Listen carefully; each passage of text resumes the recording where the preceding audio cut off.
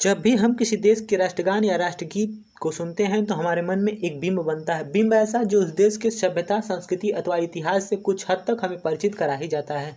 आइए जानते हैं राष्ट्रगान प्रचलन में कैसे है। साथ ही साथ भारत के राष्ट्रगान जन गण मन तथा राष्ट्रगीत वंदे मातरम से जुड़े हुए अन्य तथ्यों की भी जानकारी हम करेंगे।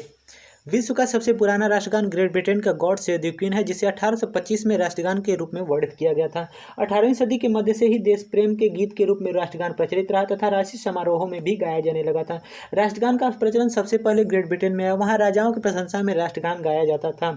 इसके पश्चात 19वीं तथा 20वीं सदी के आरंभ से अधिकांश यूरोपीय देशों ने ग्रेट ब्रिटेन का अनुसरण किया तथा इस समय कुछ राष्ट्रगान खास उद्देश्यों से लिखे गए, जबकि अन्य को पहले से ही मौजूद धुनों से अपनाया गया।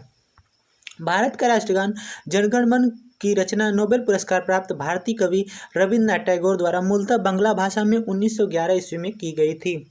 राष्ट्रगान के बोल तथा धुन स्वयं रविन्द्रनाथ टैगोर ने आंध्र प्रदेश के मदनापल्ली में तैयार की थी। आज भी इनके द्वारा बनाए गए धुन को ही प्रयोग में लाया जाता है।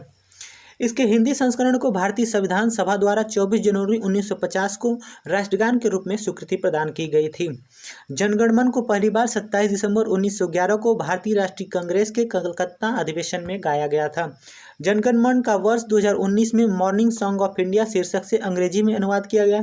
राष्ट्रगान में सिर्फ उन्हीं राज्यों का वर्णन मिलता है जो तत्कालीन ब्रिटिश शासन के अधीन थे, जैसे पंजाब, सिंध, गुजरात, मराठा, लेकिन पुर्तगाल के अधीन तत्कालिक राज्यों का उनमें वर्णन नहीं मिलता। गुरुदेव रविन्द्रनाथ टैगोर ने 1911 में एक कविता की रचना की जो 5 पदों में थी। कविता के पहले पद को राष्ट्रगान के रूप में अपनाया गया। कानून के मुताबिक राष्ट्रगान गाने के लिए किसी व्यक्ति को बाध्य नहीं किया जा सकता। राष्ट्रगान गाने या बजने के दौरान यदि कोई व्यक्ति शांतिपूर्वक खड़ा रहता है तो उसे राष्ट्रगान या राष्ट्र का अनादर नहीं माना जाएगा। राष्ट्रगान गाने का पूर्ण समय 52 सेकंड है, जबकि इसके लघु अथवा संक्षिप्त रूप को गाने में 20 सेकंड का समय लगता है। भारत सरकार के अनुदेशों के अनुसार राष्ट्रगान को फिल्मों में प्रसारण के दौरान खड़ा होना या गाना आवश्यक नहीं है, परंतु वर्तमान समय में फिल्मों में राष्ट्रगान के प्रसारण को बैन कर दिया गया है।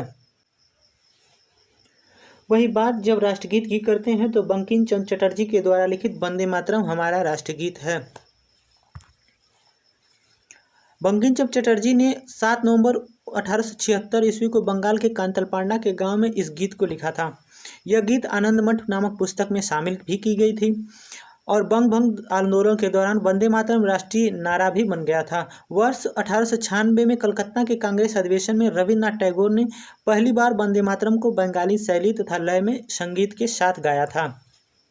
इसी के साथ जब भारत के राष्ट्रगान जनगण मन तथा राष्ट्रगीत वंदे मातरम में अंतर की बात करते हैं तो जनगण मन को कानूनी वैधता प्राप्त है, जबकि राष्ट्रगीत को कोई समकक्ष माना जाता है, परंतु इसको कोई कानूनी वैधता नहीं प्राप्त है। आर्टिकल 51A के तहत राष्ट्रगान को कानून में मूल कर्तव्यों में भी जोड़ा गया है, जबकि राष्ट्रगीत को मूल कर्तव्य नहीं माना गया है। इसी के साथ राष्ट्रगान गाने के लिए एक उपयुक्त समय बताया गया है, जबकि राष्ट्रगीत के लिए ऐसा कोई समय उपयुक्त नहीं माना गया है।